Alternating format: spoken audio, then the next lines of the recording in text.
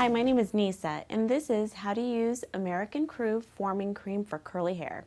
You've decided to go with American Crew, and you have curly hair. Well, here's a couple steps that'll help make it a lot easier for you to use it.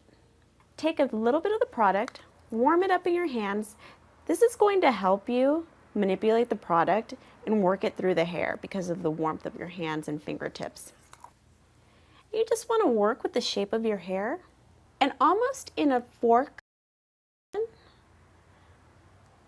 just go into the hair with your fingers because the product's already immersed between your fingertips, and just gently run it through the hair.